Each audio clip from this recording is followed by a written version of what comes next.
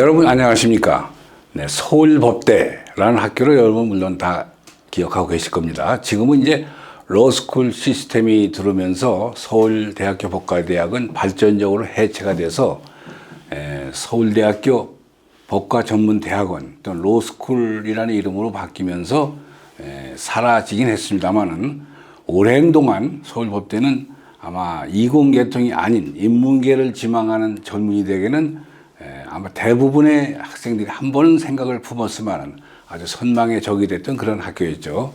저 자신 4년 동안 그 학교에서 법률을 공부하기도 했습니다만은 최근 우리 한국의 아주 정치 난맥상을 지켜보면서 이 서울법대가 배출해낸 3명의 졸업생들의 모습을 보면서 많은 서울법대 졸업생들이 수치심을 느끼고 있습니다. 하나하나 짚어보죠. 우선 행정부의 조국이, 입법부의 문희상이, 사법부의 김명수 이 세 사람인데 먼저 조국이 얘기부터 말씀을 드리면 금년 2019년은 조국의 해라고 불명예스러운 면에서 한도 과언이 아닌 아주 시끄러운 한 해였습니다. 조국이 때문에. 조국이의 소동을 다 TV라든가 여러 매체를 통해 지켜보셨습니다만은 한 가지 우선 이 사람에게서 대단했던 거는 그 어떤 상황, 어떤 질문에 부닥쳐도 그것을 그런대로 그저 합리화시킨다고 그럴까. 자기대로 두드려 맞추는 그 대단한 말실력. 이것은 참 기맥힌 것 같아요. 근데 그런데 집착하다 보니까 그래서 된 건지 아닌 건지 이 사람에게서 가장 결합되어 있는 것은 결국은 무엇이 옳고 무엇이 그른가. 이것에 대한 판단이 언제부터인가 마비되어 있는 것 같습니다.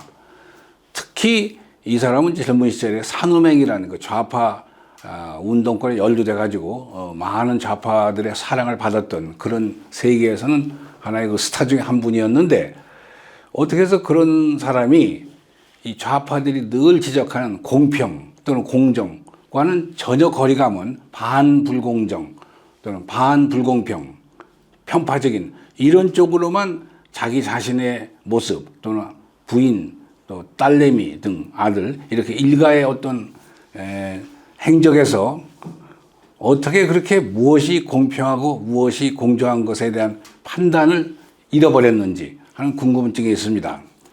그 양반은 서울법대를 다지기만 한 게 아니라 서울법대에서 가르치게 하셨으니까 아주 서울법대와 인연은 저보다도 훨씬 강하고 많은 사람보다도 특히 법을 많이 전공했을 사람인데 공부를 하고 법이 지향하는 것이 뭡니까?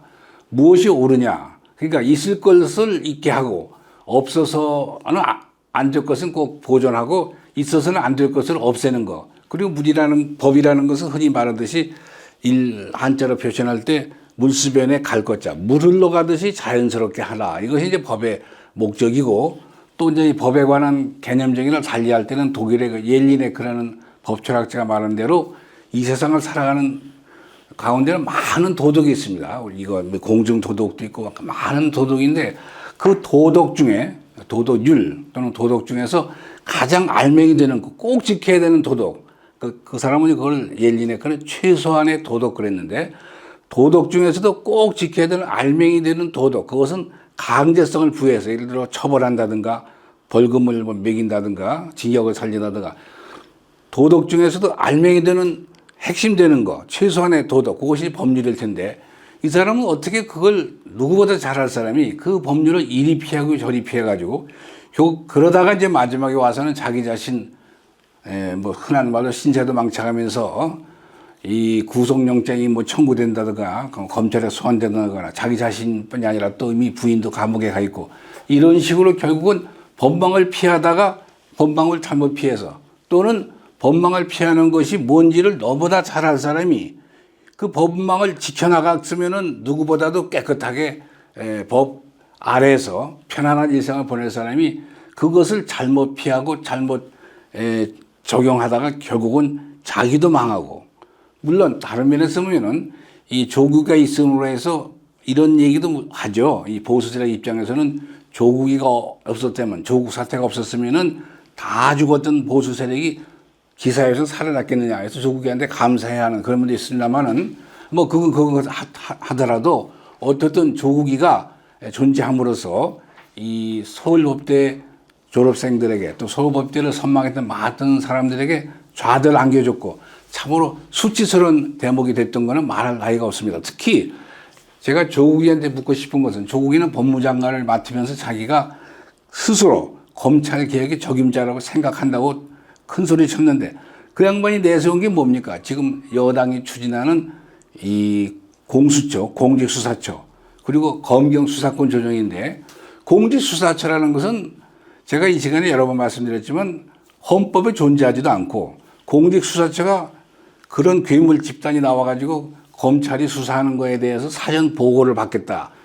그리고 거기에 관여하겠다. 또 자기들이 원하면 얼마든지 검찰이 수사하는 걸 가져오겠다. 그거 다 위헌 아닙니까? 네.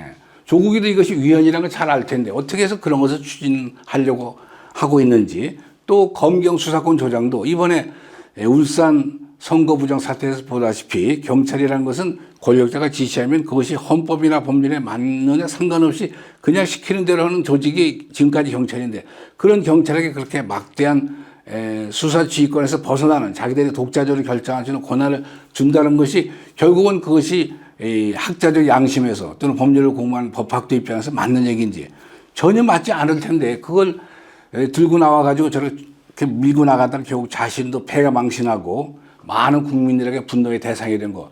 참으로 그 조국이라는 사람은 얼굴도 잘생기고 참 그 헌출한 사람인데 얼굴깔도 못한다 하는 그 대표적 예가 되겠습니다. 이제 문희상이 얘기로 넘어가죠. 문희상이는 경복고등학교를 나오고 서울법대를 진학했다가 무슨 이유인지 이름을 문정우에서 문희상이로 바꿨다가 하는데 뭐 고시를 자꾸 떨어지니까 그랬다는 얘기도 잘 모르겠습니다. 어쨌든 그 문희상이는 의정부, 서울에서 갖고 온 경기도 의정부에 부친이 많은 재산을 가지고 있어서 그 재산을 가지고 상당 부분을 뭐 정치 활동에 썼다고 그래요. 그래서 이제 김대중 시절 연청, 그 젊은이들 조직인 연청의 회장을 맡으면서 아마 대부분 재산을 거기다가 뭐 탕진하다시피 했고 그 덕에 뭐 김대중 시절에 청와대에 있었고 국회의원도 여러 번 하고 이제 대망의 국회의장까지 올랐는데 뭐 그것까지야 또 자기가 자기 돈 쓴 거야 어떻게 좋겠습니다만은 이번 이 연말 국회 사태에서 문희상이가 보여준 그 추태는 참으로 조국 이상 불기럭이 짝이었습니다. 이 국회라는 게 원래 왜 존재했습니까? 국회의 가장 그 원초적인 발상지가 영국인데 아시는 대로 영국에서 국회가 발상된 것은 국왕이 마음대로 세금을 흐른다거나 국왕이 마음대로 나라 예산을 주물러대지 못하게 국민의 대변자인 국회에서 심의해서 그 범위 내에서 행정권이 발동되도록 그것이 국회의 기원일 텐데 이번에 어떻게 됐습니까? 문희상이는 철저히 제1야당인 자유한국당이 배제된 채 소위 4+1이라는 그 이상한 좌파 연립 정당들의 모임에다가 모든 권한을 주고 그들이 원하는 대로 해서 국민들은 자유한국당은 예산안을 제대로 읽어보지도 못한 채 무려 512조라는 사상 유례없는 큰 예산 그것도 그중에 64조는 전부 선거 때 뿌려대는 현금에서 복지 아닙니까? 부정선거 자금이죠. 그런 그 예산 국회를 진행하면서 국민의 의사와 철저히 유리한 행동을 보였을 뿐 아니라 더 기가 막힌 것은 이제 문희상에는 국회의장까지 하면은 이제 관례상 의원직을 물러나는데 그 자리를 세습시켜서 자기 아들한테 공천을 얻게 하기 위해서 바꿔 말하면 문재인한테 더불어민주당한테 잘 보여가지고 자기 아들한테 국회의원 자리를 넘겨주기 위해서 그런 얘기를 했다는 것이 국민이 다 아는 얘기야. 이건 무슨 창피하게 짝이 없는 얘기입니다. 이게 뭐 우리나라에 그렇게 세습이 잘못된 경우가 많이 있죠. 예를 들어서 대형 교회를 만들어가지고 그 신자들이 헌금해서 만든 교회를 아들 목사한테 넘겨주는 뭐 그런 식으로 국회의원이라는 국민의 대변자인 공직 자리를 그저 자기 자신의 그 영달, 그 자기 가족의 세습 이런 거를 위해서 정치적 소신, 국민의 이익, 무엇이 옳은가 이런 건 다 팽개치고 결국 정권에 야합해가지고 예산 국회를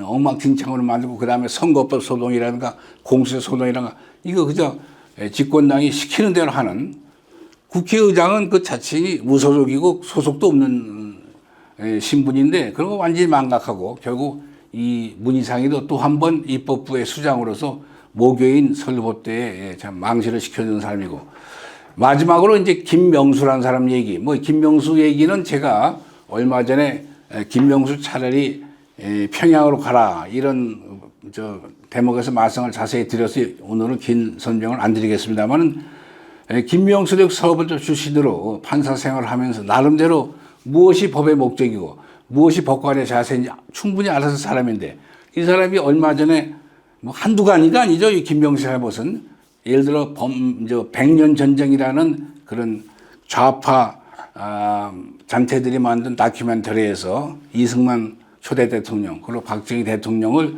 전혀 근거 없이 무슨 뭐 친일파라든가 미국의 뭐 괴뢰라든가 뭐 전혀 그분들이 걸어온 또는 그분들이 쌓은 공로와 거리가 너무나 먼 전혀 왜곡된 얘기를 담은 그런 다큐멘터리 제작한 거에 대해서 1심과 2심이 그 잘못을 인정했어도 불구하고 3심에 와서 자기가 받아들인 좌파 판사들 뭐 우리법 연구회의니 뭐 등등 해가지고 이 민변인이 다 그 좌파 단체들이죠. 이런 사람들로 구성된 대법원 재판부에서 1, 2심 판결을 뒤집고 백년 전쟁을 책임이 없는 거로 잘못이 없는 거로 만들어냈고 그리고 지금 한일 간에 복잡하게 된 징용배상 문제도 뭡니까? 이거는 65년 그리고 2005년에 박정희 정부와 노무현 정부가 각각 징용배상이든 종군 위안부 문제든 우리 정부가 책임지기로 해서 그걸로 끝이지 뭘 그걸 끌어다가 또 새로 책임을 일본 정부한테 일본 기업한테 인정해가지고 그것이 발단이 돼서 한일 관계가 지금 얼마나 복잡해졌고 지소미아 파동을 해서 우리 안보가 지금도 흔들리고 있지 않습니까? 이런 모두 잘못 오직 했으면 김명수가 부산고등학교 나왔는데 부산고등학교에 졸업생들 500여 명이 김명수에 대해서 너는 우리 모교를 더럽힌 사람이다. 네 좌편향 판결 때문에 우리 부산고등학교 졸업생으로서 얼굴을 들고 다닐 수 없다. 이런 규탄까지 하고 있겠습니까? 그러니까 이 김명수도 역시 아까 말한 조국이 또 문희상이 마찬가지로 서울법대를 뭐 다닌 것까지는 좋은데 서울법대에서 법은 배운 법을 제대로 현장에서 대법원장으로서 국회의장으로서 또는 형법학 교수로서 민정수석으로서 법무장관으로서 제대로 아는 것을 국민을 위해서 봉사하는 도구로 써야지. 거꾸로 국회의장으로서 그 자리를 더럽히고 대법원에서 권한을 남용해서 옳은 것을 차버리고 더러운 것을 틀린 것을 옳다고 만드는 이 세 사람 참으로 부끄럽게 짝이 없는 존재들입니다.